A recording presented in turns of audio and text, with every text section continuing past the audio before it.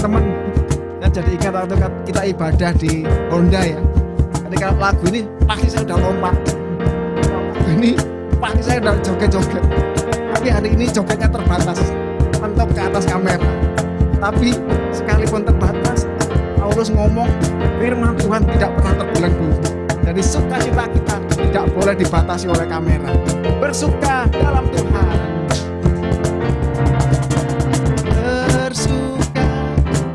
Bersuka dalam Tuhan.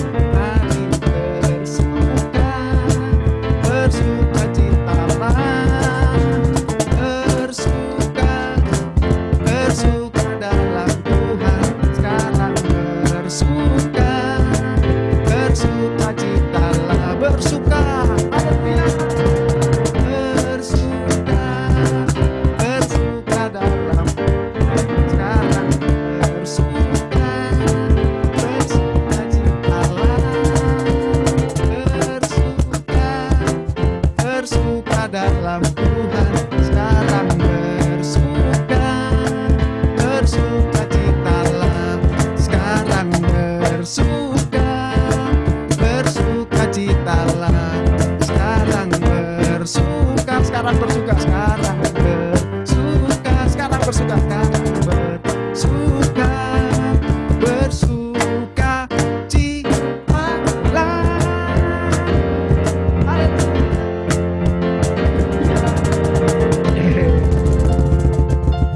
Luar biasa kan? Luar biasa. Tidak menyurutkan, hari ini kita ibadah raya nih ceritanya. Jadi teman-teman, saya harap kita semua bisa mengenang kira-kira kapan ya terakhir kita ibadah raya. Tidak sadar ternyata setahun yang lalu, men. Sudah setahun kita. Ini dikit lagi menjelang Natal. Udah bulan November nih. Tapi kita mengucap syukur kepada Tuhan. Kalau hari ini kita sampai di titik ini, kalau hari ini kita sampai berada di posisi sekarang ini, padahal sudah jarang beribadah, sudah jarang ketemu teman rohani, harusnya kita itu jatuh ya.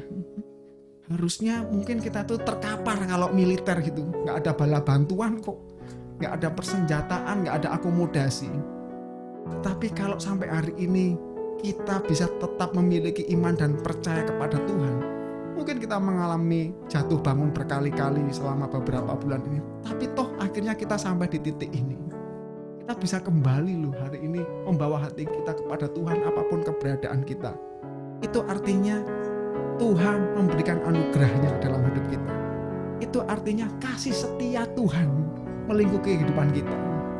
Saya ingat papa mertua saya selalu bilang begini sama saya, Winardi, kalau kamu hari ini berulang tahun, itu bukan karena kamu rajin makan vitamin karena kamu sehat, bukan karena kamu rajin makan makanan bergizi, bukan karena kamu rajin olahraga, atau bukan hari ini karena kamu pakai masker, bukan kamu rajin cuci tangan, bukan karena kamu sering pakai hand sanitizer, atau kamu rajin social distancing. Tapi kalau hari ini kamu sehat, kalau hari ini kamu bisa beribadah, kalau hari ini kamu bisa bersyukur, kalau hari ini kamu masih bisa berdiri, masih ada uang di dalam dompet, masih ada nasi di meja makan, masih ada cucian yang harus dicuci, itu artinya kasih karunia Tuhan. Itu artinya semata-mata pertolongan Tuhan. Jadi teman-teman semua, hari ini ayo, saya mengajak kita semua, apapun keberadaan kita, apapun kondisinya, mari kita bergantung kepada Tuhan. Mari kita datang kepada Tuhan. Saya akan sharing sedikit hari ini. Karena itu, sampai di titik ini, percayalah dan bersandarlah pada Tuhan. Percayalah dan bersandarlah kepada Tuhan. Kita akan membaca Mazmur 11 ayat 1 sampai dengan ayat yang ke-7. Tapi kita akan baca satu ayat ya. Nanti akan ada sharing sedikit. Ya nggak usah terlalu teologi sekali. Tetapi biarlah firman ini menjawab pertanyaan kita. Menjawab kegalauan kita. Menjawab harapan kita. Mungkin ini yang kita alami. Mazmur 11 ayat yang pertama sampai dengan ayat yang ke-7. Mari kita baca bersama-sama. Ayat yang ke-1, Mazmur 11 ayat yang pertama dikatakan di sana, untuk pemimpin biduan dari Daud. Jadi ini nggak tahu yang nulis Daud atau orang lain, tapi yang jelas Mazmur ini adalah untuk Daud. Pada Tuhan aku berlindung. Bagaimana kamu berani berkata kepadaku, terbanglah ke gunung seperti burung. Apa maksudnya? Ayat 1 ini menggambarkan sang pemazmur, mungkin Daud atau mungkin penyanyinya Daud. Artinya ketika dia mengatakan pada Tuhan aku berlindung, jelas menggambarkan kepada kita bahwa sang pemazmur ini di dalam masalah. Ada pergumulan, ada krisis di dalam hidupnya. Jadi si pemazmur ini sedang mengalami rintangan, sedang mengalami mungkin himpitan, mungkin ada bencana dalam hidupnya. Mungkin entah itu masalah keluarga, atau mungkin dari orang lain, atau mungkin dalam pekerjaannya, atau mungkin di dalam pelayanannya, kita nggak tahu. Tapi yang jelas si pemazmur sedang menghadapi masalah. Tetapi yang luar biasa dia berkata seperti ini. Ketika dia mengalami masalah, apa yang dikatakan kalimat pertamanya yaitu ia mencari perlindungan kepada Tuhan. Jadi artinya si pemazmur itu mencari perlindungan kepada Tuhan pada waktu krisis masalahnya. Artinya dia menunjukkan kepada pembaca kita semua. Ketika sang pemazmur ini mengalami masalah, dia mengungkapkan, membawa masalahnya itu kepada Tuhan. Artinya dia itu kepingin kita tuh tahu, ini loh, aku ini punya masalah, punya pergumulan. Tapi aku memilih datang kepada Tuhan. Aku memilih mengungkapkan kepercayaanku kepada Tuhan, bukan kepada yang lain, bukan kepada temannya kalau dia punya masalah. Bagaimana dengan kita hari-hari ini? Mungkin kita sedang kesulitan keuangan, mungkin kita sedang kesulitan pekerjaan. Tapi siapa pribadi yang pertama kali kita datangi? Mungkin pertama kali kita galau langsung chat teman kita, WhatsApp sohib kita. Atau yang lebih sering saat ini ketika kita mengalami kegalauan, langsung pasang status. Semua orang tidak peduli kepadaku. Tapi si pemazmur ini dia bilang ketika dia mengalami krisis dalam hidupnya, dia menunjukkan kepada kita, dia memilih datang kepada Tuhan. Dia mengungkapkan kepercayaannya kepada Tuhan pada waktu dia mengalami masalah. Itu yang pertama yang harus kita catat. Yang kedua, ternyata krisis ini juga membawa pencobaan bagi si pemazmur. Apa pencobaannya? Bukan supaya dia nggak percaya sama Tuhan. Kalau kita iya mungkin. Ketika kita ngadepin masalah, Tuhan, Engkau nggak sayang lagi sama aku. Tuhan, kenapa Engkau lama sekali menjawab doaku? Bukan seperti itu. Si pemazmur krisisnya membawa pencobaan bagi dirinya, tapi bukan untuk membawa dia nggak percaya kepada Tuhan. Tapi pencobaan yang dialami itu membuat dia ingin lari dari masalahnya. Makanya di ayat 1b dikatakan, mengapa engkau berani berkata kepadaku, terbanglah ke gunung seperti burung. Dia masih percaya sama Tuhan, tetapi di sisi lain ada godaan supaya dia lari dari masalahnya. Gak tahu itu suara hatinya, atau mungkin dari teman-temannya, atau mungkin dari sahabatnya, kita gak ngerti. Tapi yang pasti ada godaan bagi si pemazmur ini untuk lari dari masalahnya, untuk lari dari bencana yang dihadapinya. Hari ini teman-teman semua yang dikasihi Tuhan, kemana kita akan pergi ketika kita menghadapi masalah? Kemana kita akan mencari pertolongan ketika kita menghadapi masalah? Apakah kita mencari sahabat, teman, atau orang yang punya jabatan, bisa backing kita, bisa menolong kita? Atau kita bersandar hari ini dan berserah kepada Tuhan? Seperti lagu ini yang akan kita nyanyikan. Haleluya. Mari kita datang kepada Tuhan apapun masalah kita. Dapat pergi menjauhi rohmu yang suci, kau sahabat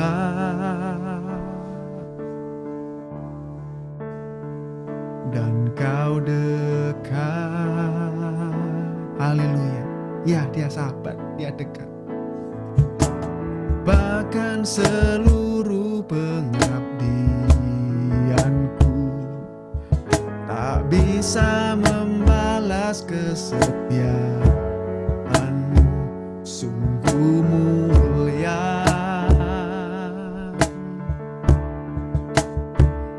dan berharga. Kemanakah aku dapat pergi, Tuhan? Kemanakah aku dapat pergi, menjauhi rohmu yang suci, kau sahabat. Yes, dan kau dekat. Haleluya. Bahkan seluruh pengabdianku tak bisa membalas kesetiaanmu, sungguh mulia dan berharga. Sungguh besar pengorbananmu bagiku, terlalu dalam untuk dimengerti. Sungguh besar. Mari kita nyanyi bersama-sama. Mari kita memuji Tuhan bersama-sama. Sungguh indah yang kau pikirkan tentangku, tak terselami bagiku. Sungguh indah. Apapun permasalahanmu, teman-teman semua, apapun kesedihanmu, apapun tantanganmu, jangan cari teman dulu, jangan cari sahabat dulu, jangan lihat tabungan dulu ada berapa, jangan tulis status dulu di handphone. Lari kepada Tuhan dulu, seperti sang pemazmur.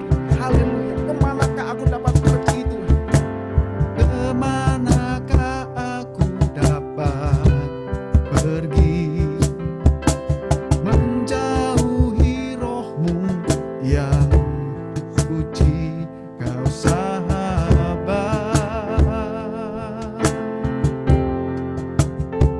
dan kau dekat.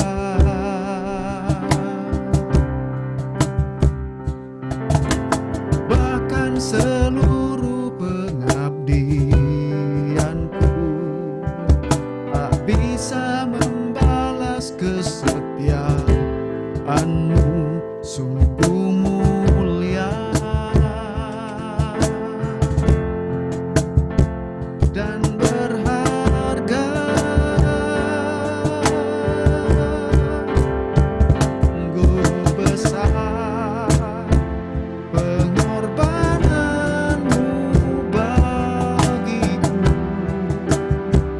terlalu dalam untuk dimengerti. Sungguh besar, sungguh indah yang kau pikirkan tentangku,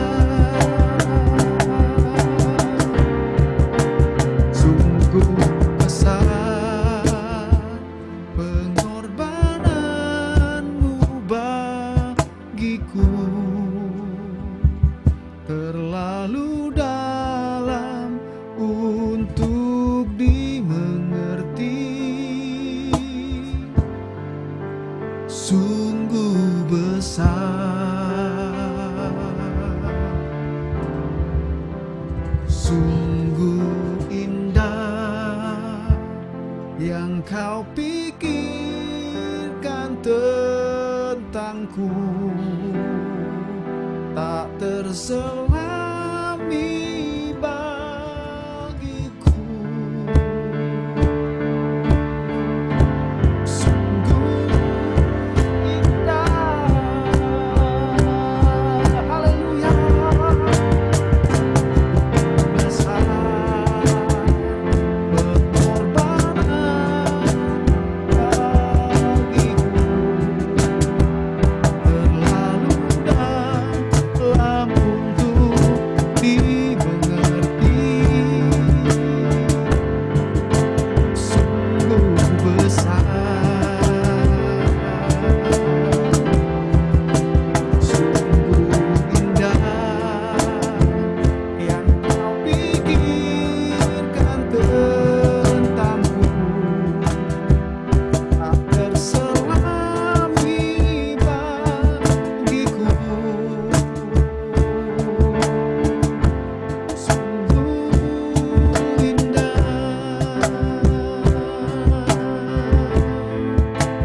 sungguh indah, sungguh indah, sungguh indah.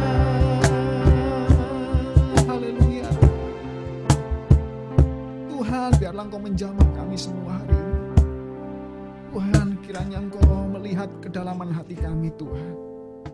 Mungkin ada kami hari-hari ini, Tuhan, yang ingin lari dari setiap mungkin musibah, persoalan, atau pergumulan yang sedang kami hadapi. Mungkin kami menghadapi pertanyaan yang sama seperti sang pemazmur, Tuhan. Mengapa Engkau berkata, aku kembali saja ke gunung? Memang penting, Tuhan, memang perlu. Kadang kami harus menghindari, Tuhan, masalah. Kami sedapat mungkin harus menghindari. Tapi ada kalanya, Tuhan, kami harus menghadapi. Tapi hari ini, Tuhan, kalau kami memang harus menghadapi setiap rintangan, Tuhan, kami harus menggumulinya, Tuhan. Kami mau datang kepada Tuhan. Tuhan, jamah kami hari ini. Khususnya kami pribadi hari-hari ini yang merasa tidak kuat, Tuhan. Yang merasa sudah lelah dengan pergumulan persoalan. Yang mungkin merasa kehilangan akal. Mungkin sudah kehilangan sukacita. Bahkan mungkin ada dari kami yang sudah ngomong, Kak Win, aku mau nangis saja sudah habis tetesan air mata. Mungkin air mata sudah kering. Mungkin banyak pikiran-pikiran atau suara-suara yang masuk ke dalam pikiran dan hati kami. Lari saja, tinggalkan Tuhan. Tetapi hari ini kami memilih, Tuhan, seperti sang pemazmur. Kami memutuskan untuk percaya kepada Tuhan. Kami memutuskan membawa hidup kami ke dalam tangan Tuhan. Kami memutuskan untuk kami datang kepada Tuhan. Apapun persoalan kami. Karena kami tahu adalah Allah yang setia. Kami tahu bahwa Engkau Allah yang mendengar. Kami tahu, Tuhan, Engkau Allah yang peduli. Kami tahu, Tuhan, Engkau Allah yang tidak pernah meninggalkan umat-Nya. Jamah kami, Tuhan. Jamah kami hari ini. Tidak ada satu kami yang tidak dijamah oleh Tuhan hari ini. Dimanapun kami berada dan semuanya dijamah, Tuhan. Engkau yang sekarang mengalami kekeringan hati dijamah oleh Tuhan. Engkau yang putus asa dijamah oleh Tuhan. Engkau yang merasa sendiri, hari ini Engkau mendengar suara Tuhan. Engkau merasakan kehadiran Tuhan. Hari ini Engkau yang mengalami letih lesu, pikir. Hari ini hatimu tidak akan koyak kembali. Haleluya, haleluya. Tuhan, jamah kami. Tuhan, tolong kami. Kami datang kepada Tuhan. Kami datang kepada Tuhan. Kami memutuskan untuk percaya kepada Tuhan. Haleluya. Mari teman-teman, buka hatimu. Angkat tanganmu. Angkat. Bukalah hatimu, angkat hatimu. Biarlah Roh Kudus hadir. Biarlah Roh Kudus menjamah kita malam hari ini. Haleluya. Haleluya. Engkau boleh berseru kepada Tuhan, aku gak kuat, Tuhan. Tuhan, aku sudah putus putus asa. Tuhan, aku sudah kehilangan energi. Tuhan, aku sudah tidak bisa bangun lagi. Kau boleh berkata apa saja kepada Tuhan. Hari ini rasakan hadirat Tuhan. Tuhan sedang bekerja dalam nama Tuhan Yesus Kristus. Kiranya Roh Kudus menjamah kita malam hari ini dalam nama Tuhan Yesus. Haleluya. Oh, haleluya. Jesus.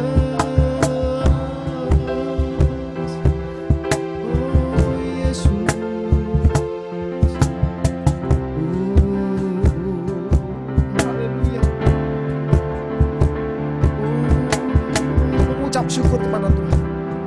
Apapun masalah, mengucap syukur kepada Tuhan. Mengucap syukur sama Tuhan. Mengucap syukur, katakan thank you. Oh, haleluya. Apapun keberadaan, bilang Tuhan terima kasih. Haleluya.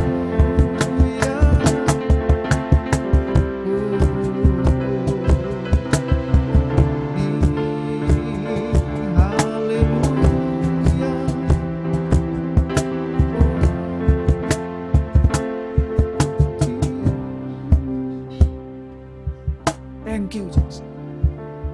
Oh. Hallelujah. I am here because of your grace. I am here because of your love, Lord Jesus. Yes. I am so thankful for your grace abounds to me. I am here because of your grace. I am here because of your love, Lord Jesus. I am so thankful for your grace abounds to me. Thank you, Jesus. Thank you, Jesus. Jesus. Jesus. Thank you, Jesus. Only by your grace I could live today. Forever I will praise your name. Thank you, Jesus. Jesus. Jesus. Thank you, Jesus. It's only by your grace that I could live today. Forever I will praise your name. Thank you, Jesus. Thank you, Jesus. Jesus. Jesus. Thank you, Jesus. It's only by your grace that I could live today. Forever I will praise your name. Forever I will praise your name. Forever I will praise your name. Haleluya. Haleluya. Orang kalau nyanyi lagu dangdutan aja bisa joget. Orang kalau nyanyi lagu rock and roll aja bisa happy. Kalau orang memuji Tuhan bukan hanya joget dan bisa happy. Firman Tuhan berkata bahwa Allah bertahta di atas puji-pujian umatnya. Bukan hanya sukacita, tapi sukacita yang di dalam Tuhan yang dilimpahkan kepada kita ketika kita menyembah dan memuji Tuhan. Orang kalau bisa bernyanyi kepada Tuhan, itu artinya dia itu menyerahkan hidupnya. Artinya dia itu bersyukur atas segala kondisi apapun yang terjadi dalam hidupnya. Berbeda dengan orang kalau menggerutu terus becocong itu apa ya bahasa Indonesianya ya? Becocong itu apa ya? Mecucu terus gitu. Tapi kalau orang bernyanyi itu artinya dia itu orang yang bisa memuji, itu artinya orang yang terbuka hatinya. Dia bisa menerima bahwa apa yang terjadi ini semua karena kendali Tuhan. Itu pesan yang tersembunyi bagi orang-orang yang bisa memuji Tuhan. Amin. Kita harus tetap bersandar dan berserah kepada Tuhan. Apalagi yang bisa kita pelajari dari firman Tuhan yang akan kita baca di ayat yang kedua, dikatakan di sana, sebab lihat orang fasik melentur busurnya, mereka memasang anak panahnya pada tali busur untuk memanah orang yang tulus hati di tempat gelap. Di ayat yang kedua ini kita bisa mengerti sebenarnya model ancaman seperti apa sih yang sedang dihadapi si pemazmur. Model pergumulan seperti apa? Model rintangan seperti apa yang sedang dihadapi si pemazmur? Di sana dikatakan ternyata jenis ancaman dan bahaya yang sedang dihadapi pemazmur ini dapat kita lihat dengan kata-kata melentur busurnya. Ada kata-kata busur di sana. Di zaman perjanjian lama, busur itu memiliki lambang. Apa? Busur itu memiliki lambang kekuasaan atau kekuatan. Artinya apa? Jadi artinya ada seseorang atau kelompok atau institusi yang sedang menindas si pemazmur ini. Jadi dia juga terancam tubuhnya, nggak tahu mungkin mau dibunuh, mungkin mau dikejar-kejar. Jadi bukan hanya sekedar nggak bisa makan, bukan hanya sekedar nggak bisa bekerja, tapi benar-benar menghadapi ancaman penindasan dari seseorang atau sekelompok yang membahayakan kehidupan badaninya ini. Mungkin dia mau dipukuli atau mau dirajam atau mau ditangkap, kita nggak tahu. Tapi yang jelas dia terancam secara fisiknya, dia diancam. Yang kedua ternyata bukan hanya secara fisik. Sang pemazmur ini juga diserang perasaan dan jiwanya. Jadi komplit sudah penderitaan dan masalah pergumulan yang sedang dihadapi si pemazmur. Yang dia tadi berkata di ayat 1, aku membawa masalahku ini kepada Tuhan. Ternyata masalahnya nggak sesimpel yang kita pikirkan. Lebih berat daripada hanya sekedar kita hari-hari ini yang sekedar mungkin hanya ribut sama orang tua, ribut sama kakak adik, atau hanya sekedar kehilangan pekerjaan, atau hanya nggak punya uang. Tetapi masalahnya si pemazmur ini complicated sekali dan itu mengancam jiwanya, mengancam badannya, bahkan perasaannya gundah gulana. Dari mana kita tahu perasaan dan jiwanya diserang? Dari kata-kata panah, anak panah. Jadi kalau busur melambangkan kekuatan, kekuasaan artinya itu hukum rimba. Siapa yang kuat ya itu yang menang. Jadi si pemazmur ditindes. Tapi kalau panah itu melambangkan apa? Ada pengkhianatan. Dia ada ditipu, dia ditusuk dari belakang. Jadi jiwanya kesel. Kok tega banget sih lu nyerang saya dari belakang? Kok tega banget lu diam-diam mengkhianati saya? Jadi kalau dalam kemiliteran, panah itu sekarang itu apa ya? Sniper. Ada nggak sniper itu nembak di tempat terbuka gitu? Maju, lari gitu, nggak ada. Sniper lalu sembunyi dalam gelap, kelihatan matanya doang, malah nggak kelihatan. Panah itu juga dilambangkan seperti ini. Zaman waktu itu yang memanah itu biasanya sembunyi, ngumpet dalam kegelapan. Jadi si pemazmur itu bukan hanya menghadapi masalah yang mengancam badannya, fisiknya, tapi dia merasa dikhianati, dia merasa ditusuk dari belakang, dia merasa diancam jiwanya, ada penipuan mungkin dia ada orang yang ada orang yang bersaksi dusta, ada orang yang ngomongin dia jelek-jelekin, difitnah. Makanya hari ini orang kalau difitnah itu perasaannya gimana sih? Lebih sakit kan? Makanya ada pepatah, memfitness lebih baik daripada tidak memfitness. Memfitnah lebih baik daripada membunuh. Ternyata wah, jadi bukan hanya dibunuh sih, malah difitnah juga. Jadi bayangin kita jaga pemazmur ini, perasaannya seperti apa sih? Kekalutannya, kegalauannya, sampai teman-temannya tadi mungkin udah kamu lari aja lah, nggak mungkin kamu bisa bertahan. Jadi teman-teman, saudara-saudaraku yang dikasihi Tuhan Yesus, ternyata pergumulan kita hari ini gak seberat si pemazmur. Tapi sekali lagi si pemazmur datang kepada Tuhan di ayat yang pertama. Berdasarkan firman Tuhan yang sudah kita renungkan hari ini, kita pun juga dapat membawa masalah kita.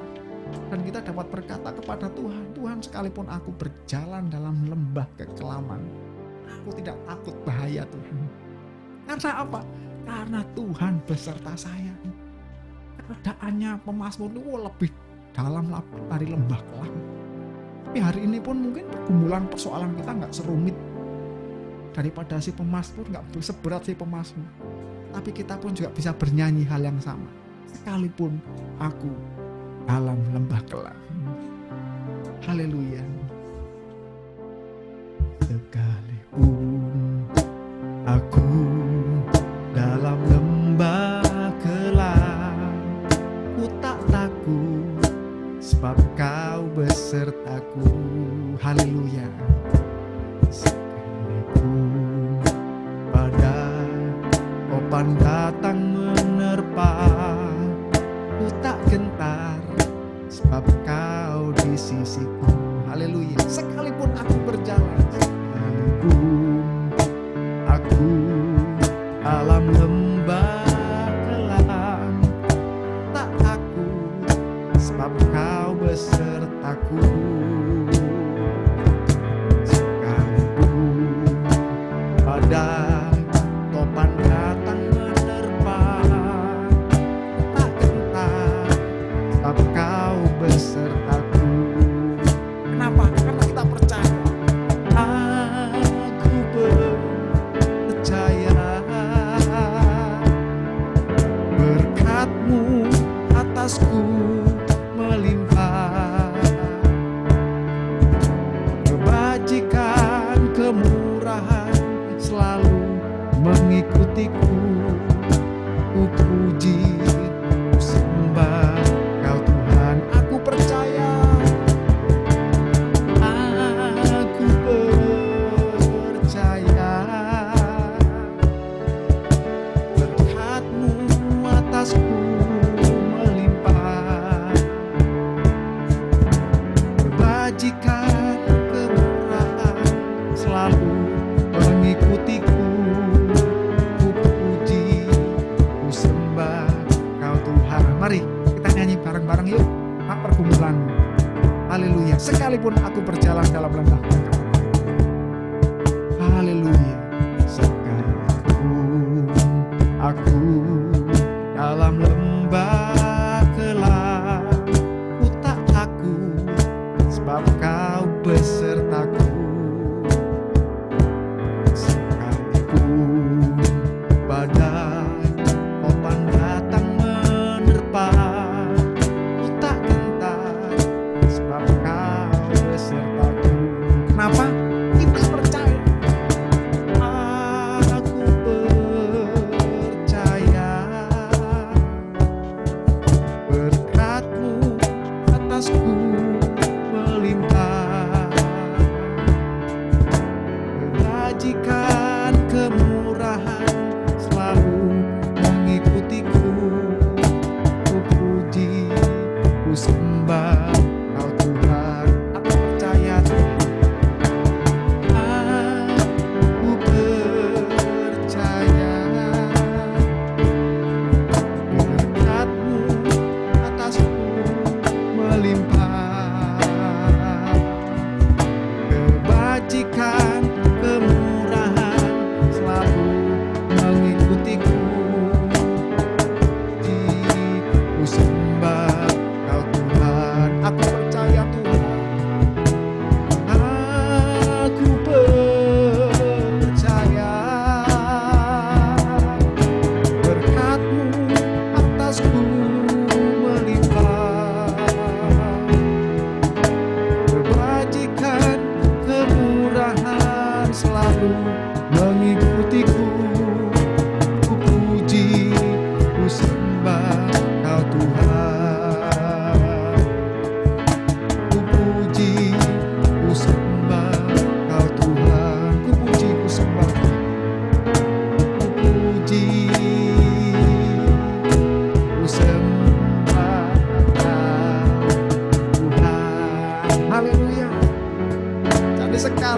kita dalam lembah kelam, apapun masalah kamu, apapun masalah saya, mungkin kita berkata, Kak Winardi nggak ngerti sih, Kak Winardi nggak tahu siapa. Oke, saya nggak tahu, nggak apa-apa. Tapi lagu tadi memberikan kekuatan kepada kita. Sekalipun kamu dalam lembah kekelaman, kebajikan, kemurahan selalu mengikuti kita. Apa maksudnya? Nanti kita akan lihat. Selanjutnya, apa yang bisa kita pelajari dari firman Tuhan yang kita bisa baca di Mazmur 11 ayat 1-7. Kita akan melihat di ayat yang ketiga. Mari kita baca kembali. Mazmur 11 ayat yang ketiga. Dikatakan di sana, apabila dasar-dasar dihancurkan, apakah yang dapat dibuat oleh orang benar? Wah, ternyata ayat yang ketiga ini masih fokus tentang masalah yang dihadapi si pemazmur. Apa itu? Dasar-dasar dihancurkan itu maksudnya apa? Itu maksudnya adalah dasar-dasar kehidupan bermasyarakat. Dasar-dasar kehidupan negara pada waktu itu. Dasar-dasar kehidupan sosial di lingkungan si pemazmur, entah itu di desanya, di kotanya, mungkin kelompoknya, mungkin kerabatnya, mungkin RT RW-nya, kelurahan, kecamatan, mungkin bangsa Israel pada waktu itu. Dasar-dasar dihancurkan. Maksudnya sudah nggak ada lagi tempat untuk berpijak, nggak ada lagi yang bisa membela hukum, karena orang sudah maunya sendiri. Semuanya hukum rimba yang berlaku. Jadi nggak ada hukum yang bisa menjamin kehidupan mereka bisa baik-baik saja, itu nggak ada. Jadi ternyata si pemazmur itu menghadapi masalah bukan hanya badannya, bukan hanya jiwanya, bukan hanya perasaannya, tapi struktur keadaan sosial pada waktu itu juga mengancam hidupnya. Masyarakat sudah nggak karu-karuan. Ternyata si penindas tadi itu bukan mengancam dirinya sendiri. Ternyata keadaan jadi amburadul. Mungkin kita bisa bayangkan seperti kerusuhan. Seperti kerusuhan 98, seperti demo yang kadang-kadang kita takut. Kita lihat demo yang anarki aja takut kan. Itu padahal nggak ada hubungannya sama kita. Udah cemas nanti pulang lewat mana ya. Muter-muter sampai ke Cirebon. Padahal mau pulang ke Pondok Gede doang. Dari Jakarta Selatan ke Cirebon. Saking takutnya. Muter sampai ke Bandung. Hanya takut karena demo yang anarki. Bayangin. Keadaannya si pemazmur tuh, dia tuh korban demo itu, artinya dia diancam, dicari, mungkin mau dibunuh. Ada orang yang mengkhianati dia. Keadaan sosial masyarakat, amburadul, mungkin ada kegiatan yang nggak karu-karuan. Wah, kacau balau. Jadi bayangkan, makanya nggak heran tadi di ayat yang 1b itu, dia kepingin lari saja, nggak heran. Seperti Krismon 98 waktu itu. Jadi bukan saja saya nggak mau bekerja. Bukan saja saya nggak kepingin sekolah, tapi keadaan untuk kerja waktu itu nggak bisa. Karena di mana-mana bangkrut. Mau sekolah aja nggak bisa. Nggak ada angkutan. Wah, kacau balau. Jadi bayangin keadaan si pemazmur. Begitu penatnya keadaan yang dialami, begitu menyakitkan, begitu menakutkan. Kenapa saya masih menceritakan tentang masalahnya? Saya kepingin membawa kita semua mengerti. Refleksi ke dalam diri kita. Oh, ternyata permasalahan saya itu gak sebanding dengan si pemazmur ini. Gak ada seujung kukunya. Tapi begitu luar biasanya si pemazmur bisa menyatakan di ayat yang pertama, aku mencari Tuhan. Jadi seharusnya masalah-masalah yang kita hadapi hari ini, tidak ada alasan kepada kita untuk tidak datang kepada Tuhan, itu gak ada. Karena masalah yang dihadapi si pemazmur begitu takut, mencekam, menyakitkan, dikhianati tubuh, roh, dan jiwa.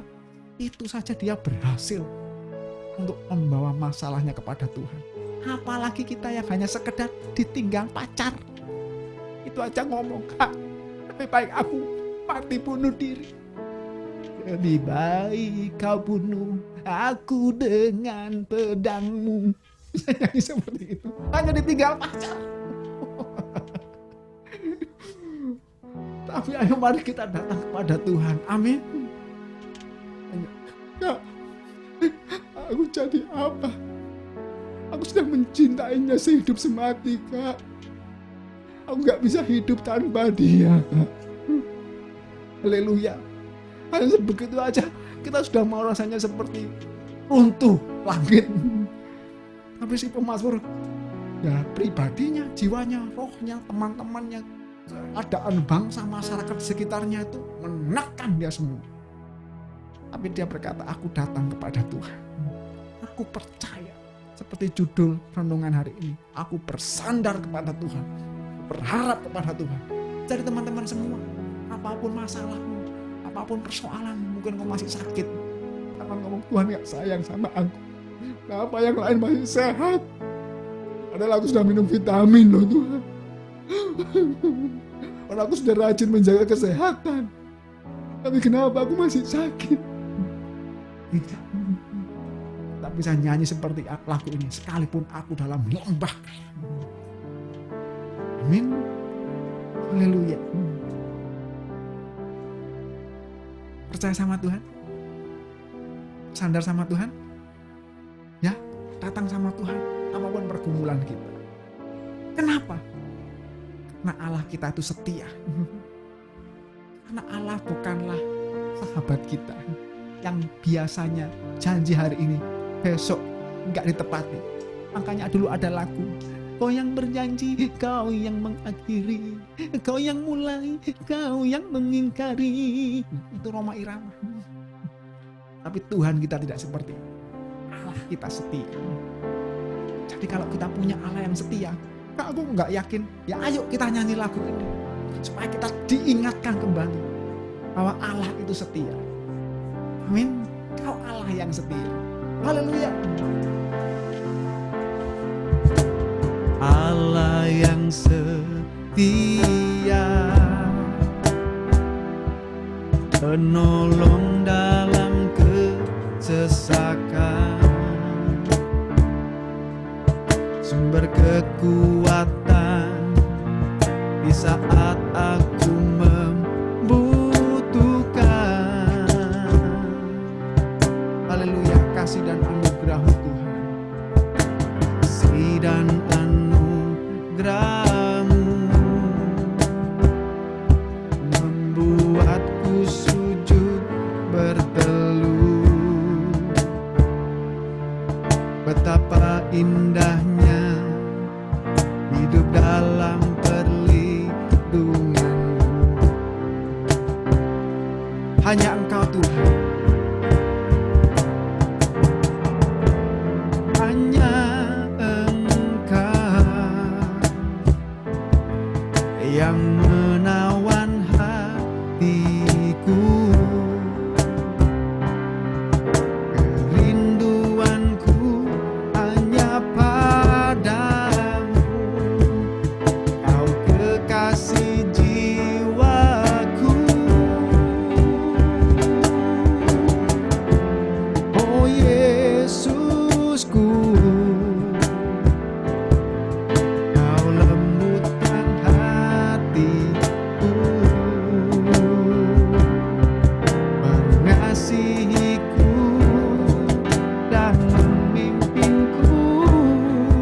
Kau Allah kekuatanku. Kau Allah yang setia. Mari kita nyanyikan, semuanya nyanyi lagu. Jangan hanya nonton saja. Allah yang setia, Buka hatimu, pandang wajah Tuhan. penolong dalam kesesakan, Bawa kesesakan, bawa masalahmu, bawa pergumulan. kekuatan di saat aku membutuhkan.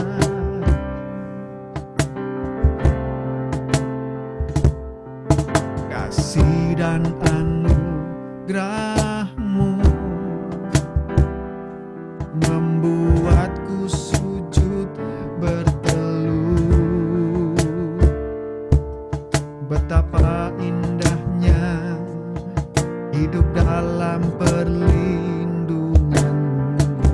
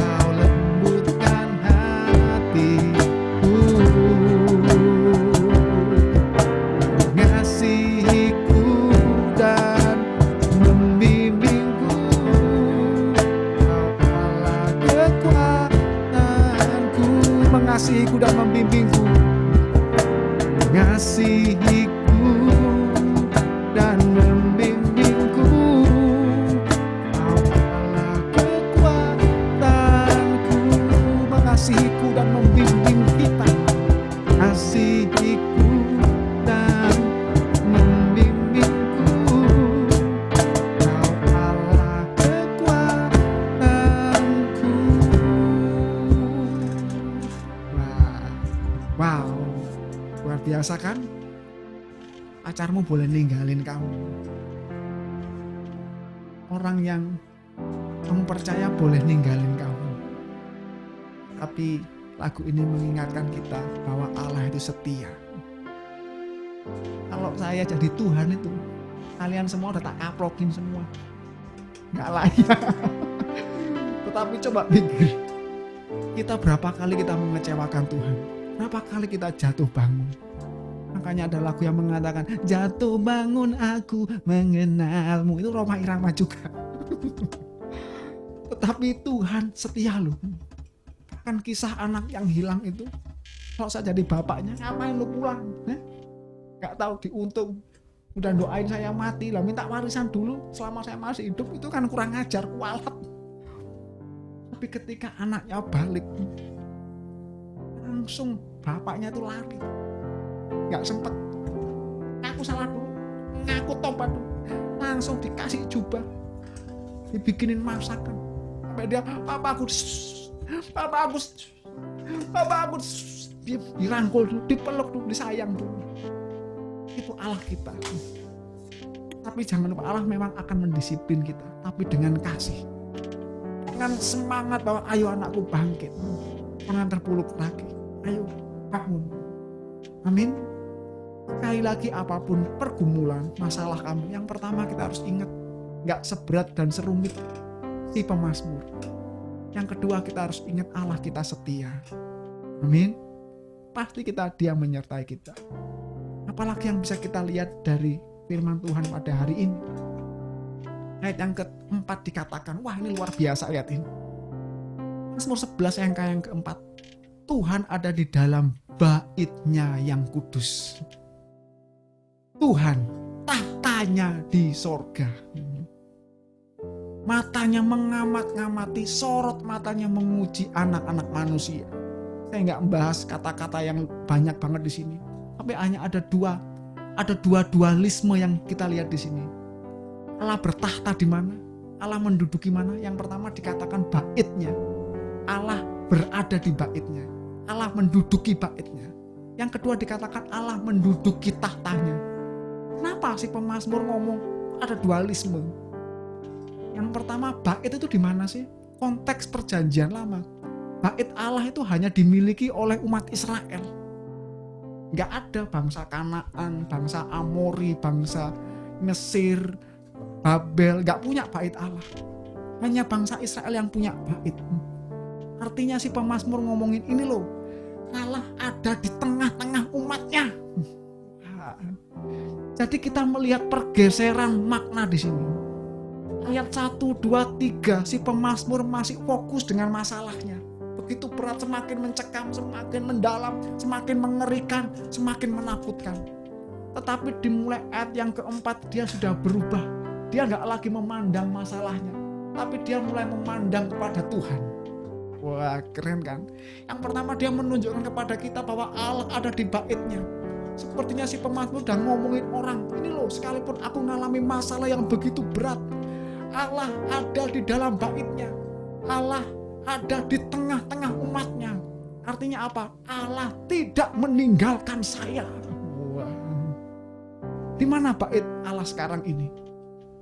Perjanjian baru mengatakan, Paulus mengatakan, tidak tahukah kamu bahwa tubuhmu adalah bait Allah? Artinya Kristus Yesus berdiam di dalam hidup kita. Dia mati supaya dia bisa masuk ke dalam hidup kita. Artinya kebenaran di ayat yang keempat ini luar biasa bisa kita percaya. Ketika kita menghadapi masalah pergumulan, Allah tidak meninggalkan umatnya. Allah diam di dalam kita. Kembali saya ingetin waktu di awal corona ini, pagi-pagi benar ketika saya saat teduh, Tuhan datang. Dia ngingetin, waktu itu jubahnya seperti gembel, dia cuma bilang, anakku jangan takut. Kedua dia ngomong, aku mengerti apa yang kamu alami, aku merasakan ketakutan kamu, aku tahu penderitaan kamu. Itu menandakan bahwa dia ada di dalam hati kita. Tuhan artinya nggak membiarkan kita, tetapi ternyata nggak berhenti sampai di sini. Apa artinya dia menyertai kalau dia nggak bisa berbuat apa-apa? Misalnya kita mau dipukulin orang, dikeroyok, Terus misalnya Bang Joni datang, Kak Winardi tenang, aku menyertaimu. Tapi ketika saya dikeroyok dia diem aja, nggak belain.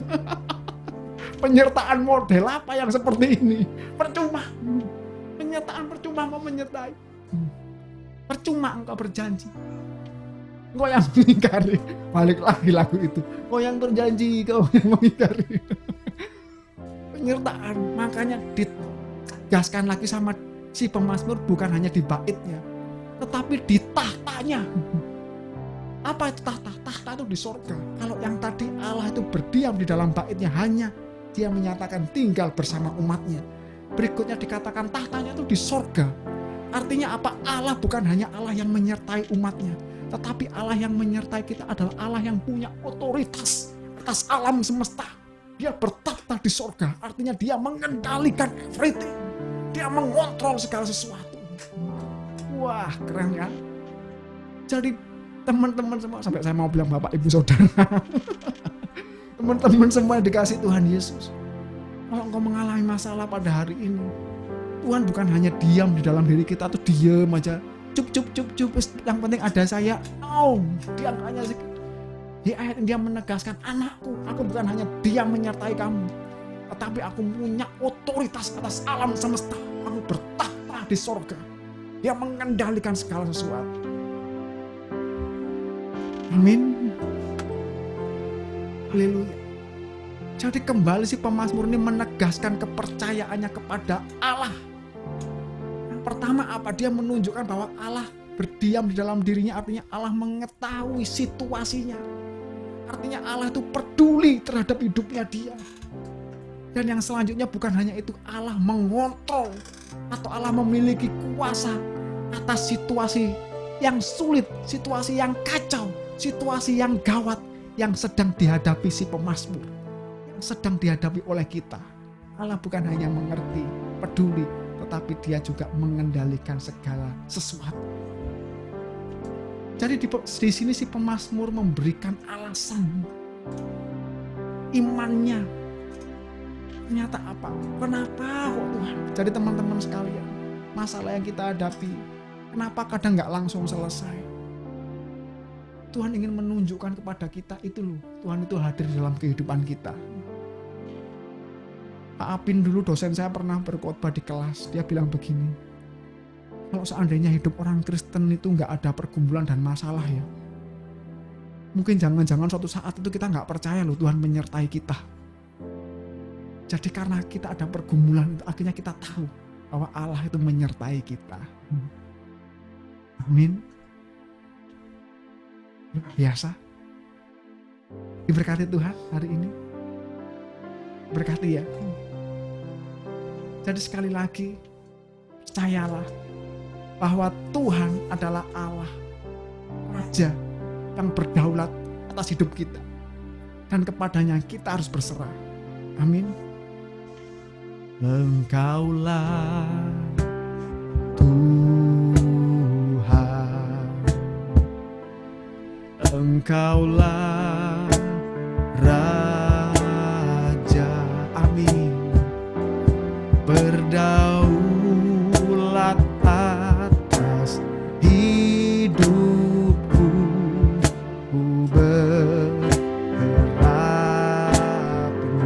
Engkaulah Tuhan, Engkaulah Tuhan, Engkaulah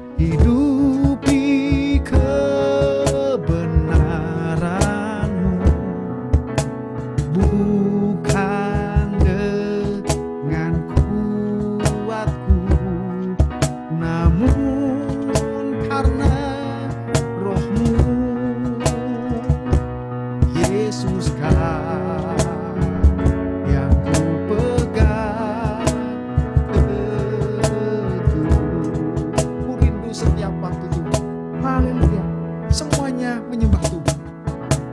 Ku rindu setiap waktu hidup di kebenaran-Mu,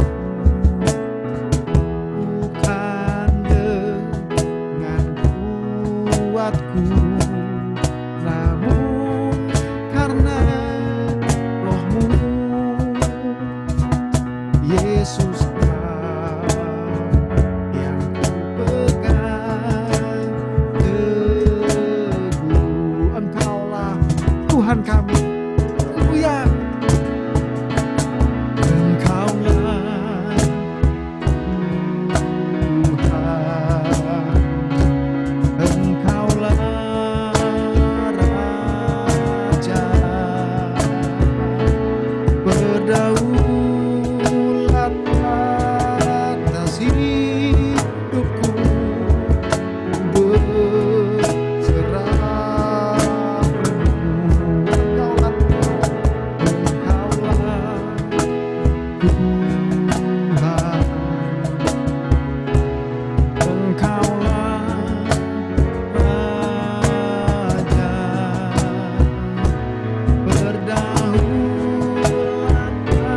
atas hidupku, berserah penuh. Berdaulat atas hidupku, berserah penuh. Berdaulat atas hidup kami Tuhan, berdaulat atas hidupku, berserah penuh. Haleluya. Tetaplah bersandar dan berharap kepada Tuhan. Haleluya. Yang terakhir, kita akan membaca kebenaran firman Tuhan langsung ayat 5, 6, dan 7. Diborong langsung biar nggak kelamaan. Mari kita baca bersama-sama, yang di rumah, yang di kos-kosan, yang di kantor, yang di jalan, ambil nyetir. Yang khusus nyetir jangan membaca, konsentrasi ke depan. Khusus yang di rumah, kita baca bersama-sama. Mazmur 11 ayat 5 dan ke-7. Dikatakan di sana, Tuhan menguji orang benar dan orang fasik, dan Ia membenci orang yang mencintai kekerasan. Ia menghujani, bentar, kecilan tulisannya nggak kelihatan. Ia menghujani orang-orang fasik dengan arang berapi dan belerang angin yang menghanguskan. Itulah isi piala mereka. Yang kedua terakhir, sebab Tuhan adalah Allah adil dan Ia mengasihi keadilan. Orang yang tulus akan memandang wajahnya. Wah, haleluya. Ternyata klimaksnya, orang yang mengalami pergumulan, masalah yang begitu complicated dan berat seperti sang pemazmur ini, ketika dia menaruh harapannya kepada Tuhan, membawa persoalannya, dia memiliki hak istimewa. Apa? Dia memiliki hak terakhir yang memandang wajah Tuhan. Kelihatannya sepele, tapi ini jangan dipikir sembarangan. Memandang wajah Tuhan itu konteksnya bisa berarti orang yang bisa masuk kerajaan Allah. Bahkan Musa aja tuh gak boleh lihat wajahnya. Ingat peristiwa di Gunung Horeb. Ketika Musa ngomong, izinkan aku memandang wajahmu. Hanya dikasih apa? Kesempatan melihat belakangnya Tuhan doang. Tapi orang yang dalam pergumulannya, kesulitannya, dia memiliki iman, percaya kepada Tuhan dan bersandar kepada Tuhan. Dia dapat hak istimewa. Dia boleh memandang wajah Tuhan. Amin. Jadi dengan iman nantinya kita akan bertemu selamanya dengan kekasih jiwa kita. Wah, 24 jam kita bisa lihat wajahnya Tuhan Yesus. Oh, ini toh orang yang mati buat saya. Wih, kita bisa pegang-pegang. Tuhan, terima kasih ya. Kita bisa pegang tangannya. Tuhan, mungkin borok-borok ngomong, kayaknya nggak kuat ngomong kita. Diam aja, wis tertunduk malu, lesu, nggak kuat pandang wajahnya. Wah, bayangin orang yang sinar kemuliaannya, wah mungkin meluruh hati kita. Tapi ada kebenaran berikut di dalam ayat ini. Coba kita perhatikan. Tuhan menguji. Ada orang fasik, ada kata-kata keadilan di sana. Tuhan membenci orang yang artinya apa? Ternyata tadi itu orang-orang yang ngancam, yang membuat permasalahan bagi hidupnya si pemazmur ini, yang membuat hidupnya gundah gulana. Ternyata nggak dibiarin sama Tuhan. Ternyata akhirnya ada pembalasan Tuhan, ada keadilan Tuhan. Jadi kita nggak usah pusing-pusing orang yang merencanakan kejahatan, merencanakan nusuk dari belakang, ngancam hidup kita. Urusan mereka sama Tuhan. Yang pertama itu. Tetapi ada yang selanjutnya, kebenaran. Artinya permasalahan yang kita hadapi itu pasti ada ujungnya. Amin. Jadi nggak mungkin kamu seumur hidup nganggur terus, nggak punya pekerjaan, nggak mungkin. Bagi orang-orang yang berharap pada Tuhan, nggak mungkin kamu selama Tuhan nggak ketemu jodoh terus, nggak mungkin. Artinya akan ada keadilan Tuhan datang, akan ada ekornya, akan ada ujungnya masalah kita. Tapi janji ini hanya berlaku bagi mereka memberikan harapannya kepada Tuhan. Artinya ujung masalah kita tidak akan menimbulkan masalah yang baru, tetapi justru membuat kita lebih kuat iman kita, otot-otot iman kita lebih kokoh, lebih percaya kepada Tuhan. Haleluya. Jadi teman-teman semua yang dikasih Tuhan Yesus, ingat, apapun masalah pergumulanmu, pasti ada endingnya. Gak mungkin kamu selamanya akan dibiarin Tuhan nangis terus. Makanya beberapa waktu yang lalu saya berdoa, entah buat siapa saya ngomong seperti ini. Tuhan akan membuat sungai bagimu di padang gurun dan di padang belantara. Gimana sih rasanya di padang belantara itu haus, kering, gak ada harapan. Tapi tiba-tiba ada mata air sungai di sana. Itu Tuhan akan buat dalam hidupmu. Kan selamanya kau kekeringan terus. Artinya ada miracle dalam kehidupan, ada mujizat Tuhan. Makanya dulu ada lagunya Catherine Kuhlman ngomong begini, ku percaya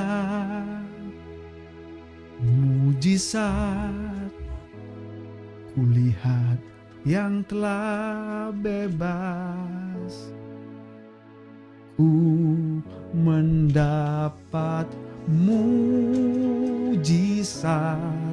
sebab percaya Allah. Ku percaya mujizat, kulihat yang telah bebas, ku mendapat mujizat sebab percaya Allah. Bait pertamanya lebih keren lagi kata-katanya. Kulihat bakung, bunga bakung itu maksudnya, yang berkembang di tanah yang gersang. Itu kita. Ku mendapat mujizat sebab percaya Allah. Allah mengerti, Allah peduli. Mari kita akhiri ibadah kita pada malam hari ini, nyanyikan lagu ini bersama-sama dengan saya. Haleluya. Tak akan pernah dibiarkannya ku bergumul sendiri sebab Allah mengerti. Banyak perkara dalam hidup kita, tapi hari ini kita memilih membawa kepada Tuhan. Perkara yang tak dapat ku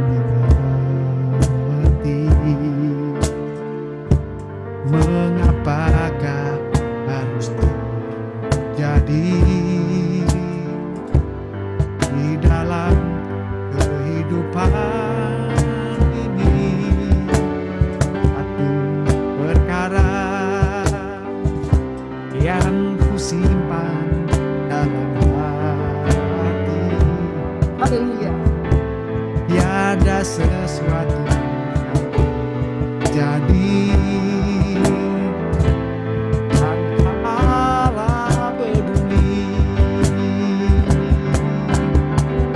Allah mengerti, Allah peduli segala persoalan yang kita hadapi. Akan pernah dibiarkannya bergumul sendiri, sebab Allah mengerti. Allah mengerti, Allah mengerti, Allah peduli segala persoalan yang kita hadapi. Akan pernah Yesus dibiarkan bergumul sendiri, sebab Allah mengerti. Sekali lagi, angkat tanganmu, angkat hatimu. Allah mengerti, Allah peduli segala persoalan yang kita hadapi. Akan dibiarkannya bergumul sendiri, sebab Allah mengerti. Tak akan pernah, tak akan pernah dibiarkannya bergumul sendiri, sebab Allah mengerti. Tak akan pernah dibiarkan, tak akan pernah dibiarkan bergumul sendiri, sebab Allah mengerti. Haleluya, haleluya Tuhan Yesus, haleluya. Mari saudara-saudaraku yang dikasihi Tuhan Yesus Kristus, bukalah hatimu, pandanglah Yesus Kristus kekasih jiwamu. Apapun persoalan pergumulanmu, mari kita bawa kepada Tuhan hari ini. Tuhan Yesus, kami datang kepadamu. Tuhan, kami berdoa Tuhan Yesus, buat kami semua yang hadir malam hari ini, apapun yang sedang kami hadapi, jamah Tuhan Yesus, tolong kami. Banyak perasaan kami untuk menyerah Tuhan, banyak kebimbangan, keraguan-raguan Tuhan menerpa kehidupan kami. Tetapi berdasarkan firman Tuhan yang kami dengar hari ini, berikan kami kekuatan. Roh Kudus, tolonglah kami untuk terus percaya kepada Tuhan, untuk terus mampu bersandar kepada Tuhan. Mau berdoa Tuhan buat Joel, buat Mama, buat Nugi, Evi, anak-anak, buat Henry, buat Moses, buat Sally, buat Vina, buat Regina Tuhan, buat Sila, buat Evi, buat Eka, buat Via, buat Ikaren, Erika, buat Joni, buat Hotli Tuhan, buat Friska, buat Sri Tuhan, buat siapapun Tuhan, teman-teman kami yang belum datang hari ini, manapun mereka berada, buat istri hamba-Mu Tuhan, tolong kuatkan jamaah hidupnya, buat Rio Tuhan Yesus, berkati hidupnya, buat Erik, buat Marika, Tuhan Yesus, kiranya kekuatan melimpah atas kami hari ini. Tuhan, jamah kami, Tuhan Yesus, jamah, tolong kami. Kami tidak sanggup Tuhan hidup seorang diri. Kami hari ini firman menguatkan kami Tuhan. Engkau bukan Allah, hanya Allah yang menyertai kami, bukan hanya Allah yang tinggal di dalam bait-Nya, tetapi Engkau juga Allah yang bertahta mengendalikan segala sesuatu. Kami bangga punya Allah seperti Engkau. Firman-Mu hari ini Tuhan menantang kami Tuhan Yesus untuk kembali percaya Tuhan, untuk melihat tangan Tuhan di dalam kehidupan pergumulan masalah kami, sekalipun sekiranya Tuhan tidak terlihat, tapi kami ditantang untuk terus percaya akan kontrol dan kendali Tuhan. mengatasi setiap kehidupan dan pergumulan kami hari ini. Terima kasih Bapak Surgawi. Terima kasih Tuhan Yesus. Dan saudaraku yang dikasihi Tuhan Yesus, diangkat hatimu, angkat tanganmu, mengadahkan wajahmu dan pandanglah Yesus Kristus kekasih jiwamu, dan terimalah berkat pekerjaanmu, berkat untuk masa depan, berkat untuk jodoh yang takut akan Tuhan, berkat dalam pelayananmu, berkat dalam keluargamu, berkat dalam cita-cita dan semua harapanmu. Dan aku berdoa hari ini, kiranya damai sejahtera yang daripada Allah Bapa, kasih karunia daripada Tuhan Yesus Kristus, persekutuan yang intim dan erat manis dengan Roh Kudus, kiranya menghibur kita, meneguhkan, menopang, menguatkan kita mulai hari ini sampai Maranatha, Tuhan Yesus datang yang kedua kali, sampai kita bertemu muka dengan muka memandang wajah Yesus Kristus kasih jiwaku. Dalam nama Tuhan Yesus Kristus yang sudah diberkati Tuhan, kata bersama saya, haleluya, amin. Tuhan Yesus memberkati kita semua, haleluya. Mari kita, pada kita sudah selesai, mari kita foto dulu sebelum makan, doa dulu sebelum bubar, kita foto dulu sebelum mandi, sebelum foto kita mandi dulu.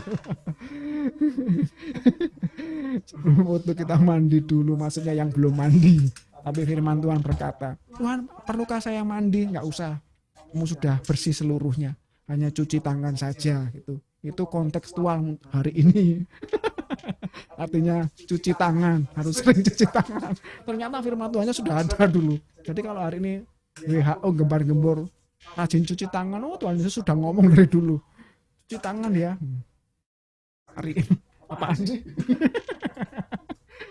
Siapa yang diberkati Tuhan hari ini? Berkati Tuhan ya. Siapa yang bosan hari ini memuji Tuhan? Ada yang bosan menyembah Tuhan? Waduh, kalau sampai bete penyembahan, saya bisa berpikir teman-teman nggak akan kerasan di sorga. Bener. Karena di sorga nanti kita 24 jam itu menyembah terus. Jadi kalau nggak dibiasain sekarang, jangan-jangan, aduh, di sorga menyembah terus. Jangan-jangan bete bosan. Jadi saya harap nggak bosan menyembah Tuhan. Ya, siap? Pandang wajah Tuhan sampai pandang kamera maksudnya. Kita akan foto. Ini mulutnya pengen khotbah terus. Kita foto pandang kamera, maksudnya lihat kamera. Tersenyum simpul. Tersenyum yang manis maksudnya. Simpul kan begini. Jadi mencucu tersenyum simpul. Senyum yang manis, yang paling manis, tapi jangan lebar-lebar. Menakutkan men. Lebar-lebar. Lihat kamera, lihat. 3, 2, 1. Nah, sekarang gaya yang terakhir, karena hari ini temanya bersandar dan berharap, semuanya begini ya. Wah, ini nutupin. Jadi saya kecil aja begini, karena nutupin wajah yang belakang saya. Jadi saya harapnya ini harapnya. Jangan tinggi-tinggi, itu baunya ketiaknya sampai di sini, itu belum pakai Rexona Moses nih, kayaknya. Nah gitu aja kamu gini aja Ses. Gini. Emang tahlilan begini. Amin. Begini loh Ses, yang lebar. Berkat Tuhan begini kecil, yang lima yang lebar. 3, 2, 1. Oke, selamat malam mingguan. Kalau apel, jangan lupa social distancing. Jadi jauh, 1 kilometer kalau bicara ngomong. Itu mah nggak apel Kak Win. Penting pakai Zoom aja apelnya. Iya itu maksudnya, apelnya online aja. Enak kan, irit beli cuma pakai data. Daripada kamu datang, ngasih oleh-oleh orang tuanya, ayo. Bawaan traktir. Oleh-olehnya jeruk Mas ya. Kasih ilmunya, jangan lupa bawa jeruk kecil-kecil buat papa mama. Oke, sampai jumpa Sabtu depan. Ingat, jaga kesehatan, tetap minum vitamin, dan jangan lupa terus berdoa sama Tuhan, berharap, bersandar, dan jangan takut. Tetap beraktivitas seperti biasa, tetapi tetap andalkan Tuhan, rajin cuci tangan, pakai masker, social distancing. Tuhan Yesus memberkati kita semua. Dadah.